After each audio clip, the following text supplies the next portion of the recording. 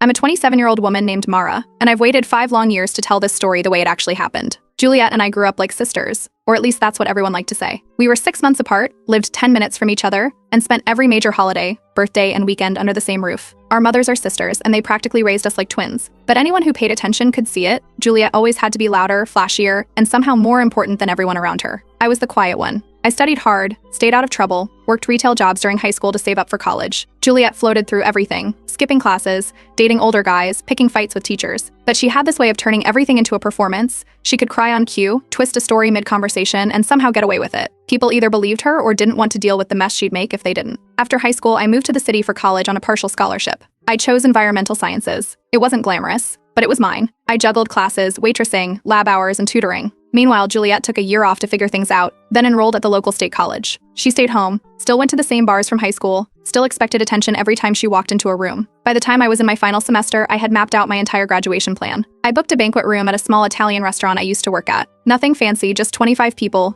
good food, a short thank you speech. I paid deposits early. My parents offered to cover decorations and drinks. I spent hours making invitations, hand-addressed every envelope, even arranged a carpool for our older relatives. 2 days before the ceremony, Juliet showed up at my apartment with a gift bag and the fakest smile I'd ever seen. She hugged me like we were best friends, said she was proud, and handed me the bag. Inside was a lavender-scented candle, a graduation card with my name spelled wrong, and a keychain that said the future is female. I knew something was off. She never did anything without a reason. The next morning, my phone started buzzing nonstop.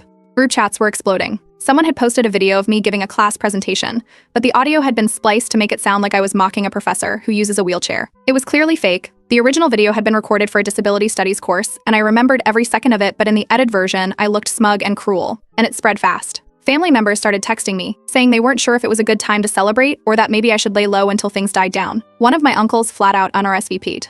Even my own godmother, who I thought had my back, said she didn't want to get caught in the middle of drama. That's when I started digging. The Instagram account that posted the clip had no followers and no posts besides that one video. But when I used a password reset link, the recovery email flashed on the screen for half a second, Juliet's old Gmail, the one she used in middle school. I remembered because we once shared a Netflix account and it was her backup login. I didn't call her, I drove straight to her place. She opened the door wearing pajama pants and holding a smoothie, acting confused like she hadn't just ruined my life. When I told her what I found, her eyes widened like she'd rehearsed it. She said her account was probably hacked, that she hadn't used it in years. Then she started crying and saying she'd never do something like that to me. Her mother, my aunt, showed up in the doorway a few minutes later. She asked me to leave, said we should talk when things had calmed down. I told her about the email connection. She shook her head and said maybe I misunderstood and that it wasn't worth breaking up the family over some teenage mistake. My parents tried to stay out of it. My dad offered to still come to the graduation dinner if I wanted to go through with it. But it wasn't the same anymore. Everyone else had dropped out, and the entire event felt poisoned.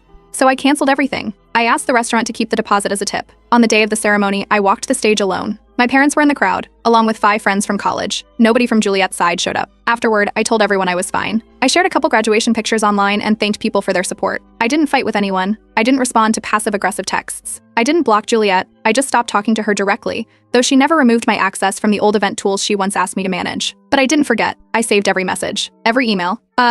I screenshotted the recovery email screen and stored it on 3 separate drives. I didn't know how or when, but I knew one day she'd graduate too, and I'd be ready. And when that day came, no one would show up for her. After graduation, I moved back into my parents' house and started working at an environmental compliance firm about 30 minutes outside the city. It wasn't glamorous, but it paid steadily, and the manager was someone I'd interned with before. I kept my head down, showed up early, and focused on rebuilding my credibility. A few months later, Juliet dropped a surprise announcement at a family barbecue. She was transferring to my college. Not just the same university, but the exact apartment building I'd spent 4 years in. She claimed she wanted to follow her passion and had settled on public relations as her new calling. Everyone clapped. Her mother cried. I poured myself a drink and stayed quiet. Later that night, I texted her a simple congratulations. She sent back a row of heart emojis. That was the last direct contact I ever had with her. From that point forward, I made sure every interaction went through other people. I stayed polite, warm even, and didn't bring up the graduation incident at all. I let her keep thinking she'd gotten away with it. She started tagging me in random social posts again, like we were best friends. I ignored them, but I watched everything she did. Juliet had a habit of bragging, especially online.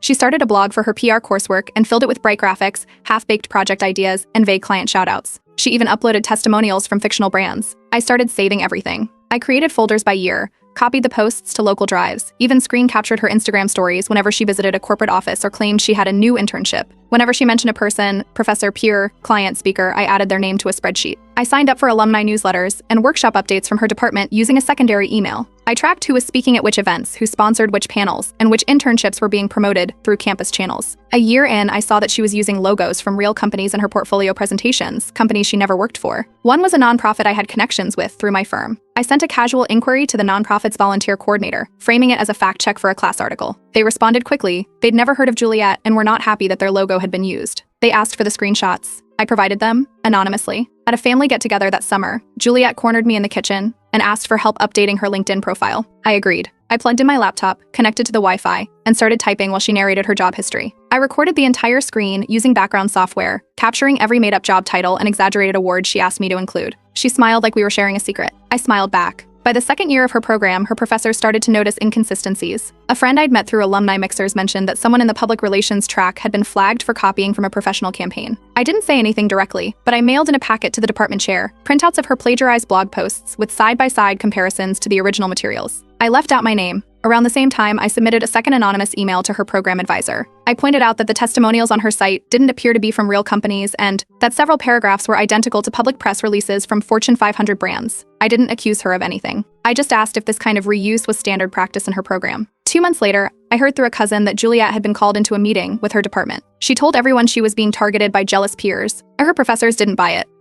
She was placed on academic probation and warned that any further violations would result in expulsion. She barely finished her final semester. Her blog vanished. Her LinkedIn went private. At the next family function, she wore a graduation sash and smiled through gritted teeth. I brought her a small bouquet and handed it to her in front of our aunts. She hugged me like we were still close. I kept the video of that hug too. By then I knew exactly when and where her real graduation event would take place. She booked a winery just outside town, big enough for 50 guests. She made a Facebook group for it, shared the catering menu, and tagged every distant cousin she could think of. I already had a list of who she'd invited, and over the next few weeks, I started working on that list, one name at a time. Adetepa. After Juliet's academic probation ended, she rebranded like a politician in an election year. Her blog was wiped clean and rebuilt with sanitized captions, pastel branding, and blocks of motivational quotes about growth, forgiveness, and becoming your highest self. She added a section about overcoming online bullying and wrote a vague post about how success makes some people uncomfortable. She started posting more selfies with classmates, tagging professors, and reposting internship flyers like she was already a PR executive. 6 months before her graduation, she made her announcement. She was throwing a milestone bash, a catered dinner party and dance night at a private banquet hall near the university. It had a custom hashtag, printed invitations, and a theme, from drama to degree. Her parents funded it, excited to show off how their daughter had powered through adversity. I clapped when she told everyone at a family dinner.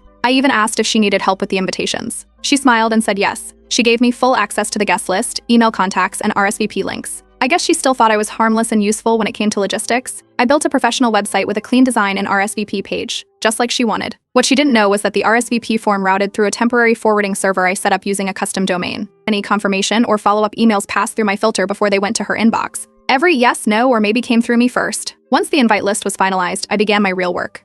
I started small. There were a few former classmates she had publicly argued with over club leadership roles or group projects. At earlier family events, she'd told stories about them, sometimes mocking, sometimes cruel. I remembered those names. I reached out anonymously through dummy accounts, acting like I was doing a podcast episode about toxic classmates. I quoted bits of her old blog posts and let them connect the dots. 2 replied asking who had tipped me off. I didn't answer. But within days, 2 unfollowed her and 1 removed their RSVP. Then came the professors. One in particular was a favorite. He mentored a lot of students and had been invited as a guest speaker for her celebration. I forwarded him a copy of a deleted blog draft she had once posted, one where she mocked him for being out of touch, and more, into theory than action. I said I found it while researching her work history. He never responded to the email, but I saw her remove his name from the special thanks section on the site 3 weeks later. I moved on to family. A cousin who had just had a baby was planning to attend with his wife. I messaged them using another dummy email, posing as a concerned attendee. I wrote that the event was rumored to have weed smoking, and that one of the food vendors was known for spiking drinks. I said it might not be the best place for a baby. A few days later, I heard my aunt saying that the cousin had backed out and didn't feel comfortable bringing the child to a party like that. Next was the food. Juliet had posted a photo of a popular food truck she claimed would serve at the event. I contacted the owner using a third email and told him I was a freelancer writing about fake bookings in the catering world. I mentioned that someone using a check from Juliet's family had previously defaulted.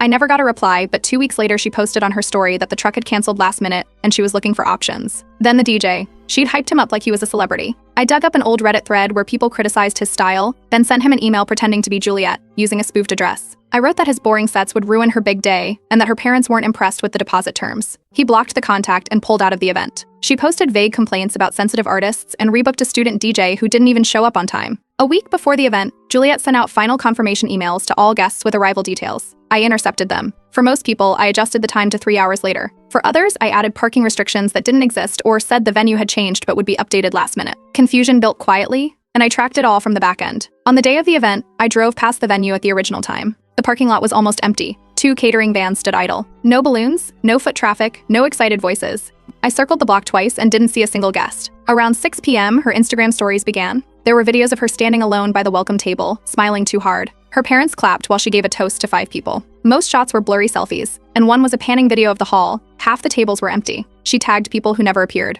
A few friends posted that they'd gotten the wrong time or thought the event was canceled. The next morning, she uploaded a long caption thanking everyone who showed up, despite the chaos, and hinted that the venue had made scheduling errors. She ended with a quote about growth and grace. Comments under the post ranged from "sorry I missed it" to "wait, was this still happening?" I didn't reply to any of them. I just watched, quietly. After her graduation party flopped, Juliet disappeared from social media for about 3 weeks. No posts, no stories, no status updates. Then she came back all at once. New filters, new branding, and a new tagline.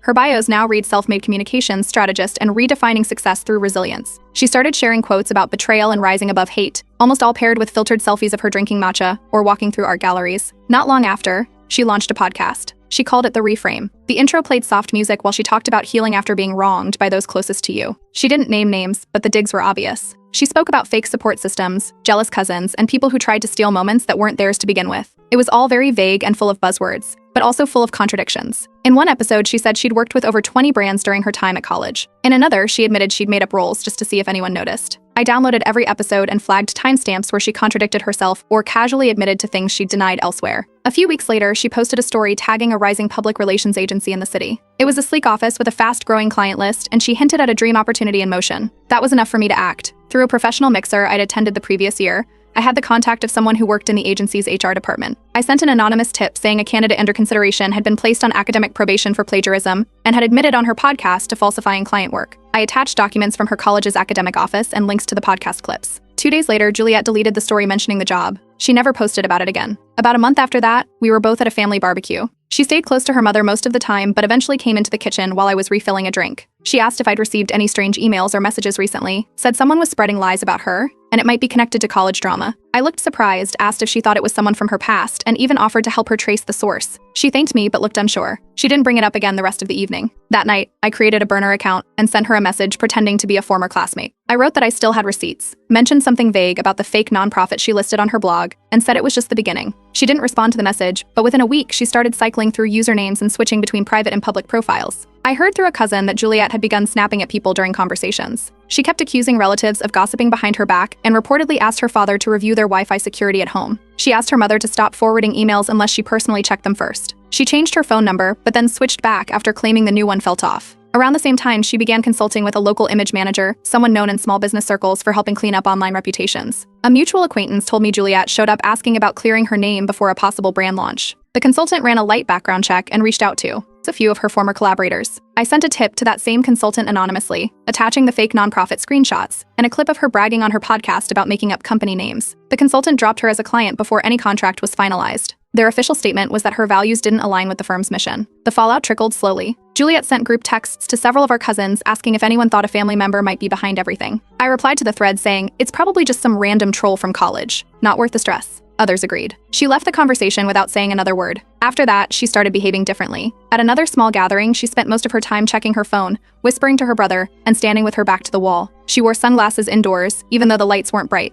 Her posts became more erratic, deleting then reposting the same picture multiple times, changing captions, turning comments off, then back on again. She no longer seemed sure which version of her own story people believed. Her blog stopped updating. The podcast went silent. One by one, her older posts disappeared from her profiles. Every trace she tried to remove had already been backed up in folders I kept in 2 separate cloud accounts. I hadn't just watched her dig a hole. I handed her the shovel. Juliet finally got her foot in the door at a marketing firm that handled brand image makeovers and public relations cleanups. It was a temp position, but she treated it like a major career launch. Within days, her social media was flooded with staged desk selfies, filtered pictures of office plants, coffee mugs with vague captions about power meetings, and story tags of the firm's name. She made sure everyone knew she was working in corporate crisis strategy, even though she was mostly doing admin work. The firm itself was small, 10 full-time employees, family-owned, with a strict focus on client privacy. I did a background check through their online footprint, followed their team accounts, and monitored who interacted with their official page. Their client base included a few beauty brands, one fitness startup, and a handful of real estate brokers. The firm was known for keeping things clean, and they took reputation management seriously. I sent a tip to their general inbox, anonymous, as always. Years of practice using throwaway identities and cloaked domains made it easy to stay invisible. I flagged that one of their current temp hires had a history of using nonprofit branding without consent and had previously impersonated a charity partner during college projects. I attached screenshots of her old blog with the stolen logos and referenced her academic probation status. I didn't accuse her directly. I phrased it as a concern about whether they'd vetted a new employee properly. The same week, Juliet posted a story tagging a skincare client the firm worked with. The photo was a flat lay of one of their products with the caption, "Love being part of the creative on this." I saved it, reversed the image, and found it was a stock photo used on the client's official page 6 months earlier.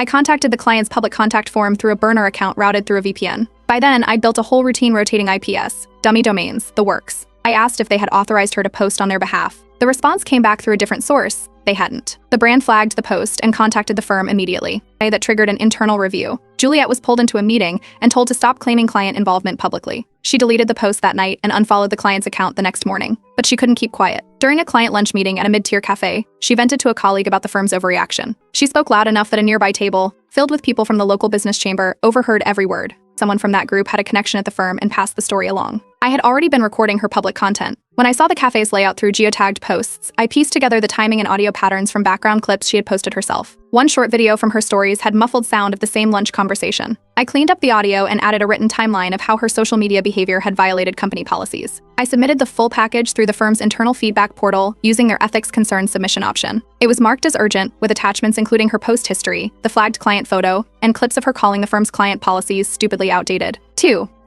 Days later, everything stopped. No more stories, no office posts, nothing from her work account. Her LinkedIn updated quietly, contract completed was listed under her role at the firm. The marketing company removed her from their tagged photos and unfollowed her personal account. I checked their team page a week later. Her name had never been listed. The next time I saw her was at cousin Nora's engagement dinner. She showed up almost an hour late, sat at the edge of the table, barely greeted anyone. Her phone stayed face down the whole time. A few people asked why she had left the firm so quickly. She said she had decided to pursue freelance consulting instead. She mentioned she was in talks with local startups and hinted that she had pivoted to being her own boss. I let her talk. I didn't say anything. That same week, she relaunched her blog. New domain, recycled layout, new bio claiming she was now a consultant for growth-focused startups and digital influencers. She had a portfolio section with 3 startup names listed as recent clients. I recognized 2 of them, small e-commerce shops from the local network I occasionally monitored for my firm. I messaged all 3 companies using different email accounts. In each message, I warned that the person offering consulting services had a known history of fabricating client work and had been under academic probation for plagiarism. I didn't include my name. I attached screenshots of her old site and links to her now deleted podcast episodes where she bragged about inventing campaigns for her portfolio. None of the companies replied publicly, but 2 weeks later, her blog vanished. The domain redirected to an error page. Her LinkedIn still listed her as independent, but the links under her portfolio stopped working. She had tried to rise again. I made sure every step she took crumbled quietly underneath her. Juliet had gone quiet online. Her posts dropped to once a week, usually a recycled quote about healing or silence being strength, always paired with a filtered selfie. No job updates, no new projects, just surface-level content. Then someone in the family group chat casually mentioned her engagement. She hadn't made it public, but the ring showed up in a photo during brunch with her mother. The caption said nothing about Callum, the man she'd met during her temp job, but the diamond did the talking. The engagement set off the usual wave of excitement. My aunt acted like Juliet was marrying into royalty. She told everyone they were planning an elegant garden wedding, outdoor ceremony, champagne welcome table, live string quartet, and over 200 guests. I pretended to be happy for her, sent polite replies, and waited for my move. A few weeks later, I got an email, save the date from Juliet and Callum. It came from a new wedding-specific email address, likely one of those automated services. I clicked the link, visited the site, and RSVP'd yes. Then I set up domain alerts for the wedding website, the hosting server, and even the custom email tied to it. If anything got edited, deleted, or glitched, I'd get pinged. Through a mutual friend from college, I found out Juliet had asked her old professor to officiate the ceremony, the same man she used to mock on her podcast. She once called him a roadblock for women, outdated, and someone who should have retired a decade ago. I had saved those clips. I clipped them again into a short highlight reel and emailed him anonymously, asking if he knew how she had spoken about him online. He replied using a different email address, thanking me and saying he had no idea. He declined the invitation by the end of the week. Her wedding website removed the efficient listing quietly. No announcement, just gone. A few days later, the seating chart page on the site disappeared too. When it came back, several names were missing. Mutual acquaintances had backed out, though nobody said why. I kept watching. Next, I turned my attention to the bakery. Juliet had posted months earlier about hiring a boutique cake artist known for custom fondant sculptures. On a hunch, I looked through old Facebook posts and found a comment Juliet made years ago after a different party. She blamed that bakery for undercooked pastries and claimed one of her friends got sick after eating there. It had been deleted, but I had screenshots. I sent them to the bakery through a new burner email, framing it as a heads up. They replied to someone else I knew, confirming they pulled out of the wedding. Juliet scrambled to find another vendor. Prices were higher. Availability was tighter. She started calling bakeries directly instead of booking online, something her mother mentioned during a family brunch. Then I tracked down Callum's sister. I found her through tagged birthday photos on an old account. She had posted a story weeks back of Juliet and Callum at a wine bar, writing, "Can't wait to welcome you to the family." I made a burner account that looked like a classmate's page, complete with shared music playlists and generic memes. Then I sent her screenshots from old group chats Juliet was in, chats where she trash-talked Callum's ex-girlfriends, calling them clingy and trash tier. I didn't say who I was. I just wrote, "She may not have changed much. Just in case you want to know who's coming into the family. That caused trouble fast." I didn't need confirmation. Callum deleted Juliet's latest engagement photo from his profile, and his sister removed all mentions of Juliet from her own page. A cousin who had dinner with Juliet's family said Callum asked her to cool it with social media until after the wedding. Juliet's posts slowed down again. The wedding hashtag disappeared from her bio. The rehearsal dinner was a week before the big day. It was held at a small wine venue downtown, just 20 people. I showed up in a simple dress, brought a card, and congratulated both of them with a smile. Juliet barely spoke. She gave quick responses, avoided eye contact, and looked like someone trying to calculate if they'd missed something. I handed her the card. Inside was a handwritten note wishing them love, and a tiny USB drive taped under the flap. She didn't know it yet, but that drive had 3 podcast clips and a list of fake companies she'd claimed to consult for. I didn't expect her to use it. I expected her to panic knowing someone had gotten that close. Every piece I moved, every tip I sent, every name I removed, it all brought her closer to the version of herself she worked so hard to fake. And the best part was, the real damage hadn't even started yet. The week of Juliet's wedding arrived carrying more tension than celebration. Family group chats slowed down, relatives quietly excused themselves from last-minute gatherings, and every time someone brought up her name, the room either went silent or changed the subject. Vendors were still shifting, and a few people mentioned that the guest list had gotten smaller. She didn't post anything publicly. No countdowns, no behind-the-scenes videos, not even a bridal shower recap. Just a single reposted quote about protecting your peace. I went to the rehearsal dinner like I'd promised. I wore a soft gray dress, brought a modest gift, and kept my voice low. Juliet hardly looked at me. She'd placed me at the far back corner table with 3 second cousins I hadn't seen since I was 14. No bridesmaid duties, no toast. Just a distant seat and a lukewarm chicken plate. It was her usual way, cutting someone out without making a scene. I stayed long enough to hear the timing for the ceremony, watch the staff run through the event schedule, and take mental notes on which vendors were still involved. She gave her bridesmaids personalized thank you notes. I smiled, said goodbye to her mother, and left early. That night, I logged into the wedding RSVP backend, the same one I'd helped design years ago for her graduation invite list. She hadn't changed the admin permissions. I used a timed email tool to schedule a message for 6:45 a.m. the next morning. The subject read urgent venue update for Juliet Callum's ceremony. The message, sent from eventcoordinator.weddinginfo, explained that the original venue had suffered a last-minute electrical failure and that the new location was a backup outdoor site 30 minutes away. It looked professional. It had a fake name, a working phone number that redirected to a voicemail box, and a custom footer with social media icons that didn't lead anywhere. I sent it to every guest who RSVP'd through the website. Then I shut down the forwarding address and cleared the logs. By 10:15 the next morning, I arrived at the real venue. Everything was dressed up perfectly, rows of white chairs, pastel flower arches, a string trio playing softly near the garden entrance. Its servers were placing champagne bottles and ice buckets. But the chairs? Mostly empty. A few older relatives wandered in slowly. A couple from Callum's side arrived holding a gift bag and looking confused. The parking lot was nearly bare. Juliet's town car pulled in at 11:05. She stepped out in a detailed lace gown, holding a bouquet the size of a small tree. Her makeup was flawless, hair pinned in a style I recognized from a Pinterest board she had once posted. She took 3 steps toward the aisle before stopping. Her head turned side to side. She was looking for the crowd that wasn't there. Only about 2 dozen guests had shown up. Her bridesmaids were missing. The college group she used to tag in every birthday photo was gone. No high school friends, no former professors, not even the coworker she once claimed was like a sister. Her mother whispered to the wedding planner, who started dialing numbers rapidly. The officiant stood stiffly near the altar, checking his watch every few seconds. Callum stood beside him, already sweating. Juliet stayed frozen for almost a full minute before turning and walking off. She didn't speak, didn't make a scene, just walked through the side entrance of the venue and disappeared. The music faded out. A junior staff member finally stepped forward and announced that the ceremony was being postponed due to a private emergency. There was a low murmur among the few seated guests, then silence. I walked to the gift table. Most slots were empty, just a few cards and a wrapped blender box. I placed my envelope right in the center. Inside it, a framed screenshot of the fake Instagram account she used during the graduation scandal. Below it, a typed message on ivory paper: forgiveness was never real. But neither was your spotlight. Then I left. No goodbyes. No pause to see the reaction. I walked down the gravel path and got into my car. Her story was done. That night, her Instagram went dark. The profile photo disappeared, all posts gone, and the wedding highlight reel she had pre-made was deleted before it ever went live. Mutual acquaintances started asking what happened. Someone posted on a private Facebook group wondering if the wedding had been canceled mid-ceremony. The answers were vague and contradictory. 2 days later, I was sitting in a cafe downtown when a table of girls behind me started whispering about the bride who walked out before vows were even exchanged. I recognized the description. One of them had been at the fake venue, stuck in the parking lot with 3 other confused bridesmaids. They never got a follow-up. They just went home. I didn't correct the story. I didn't add to it. I let it spread naturally. Juliet had once gone out of her way to ruin my moment by making me look like someone I wasn't. She did it with noise, with mess, with an audience. I returned the favor with silence. Not because I was above it, but because the quiet made it sting longer.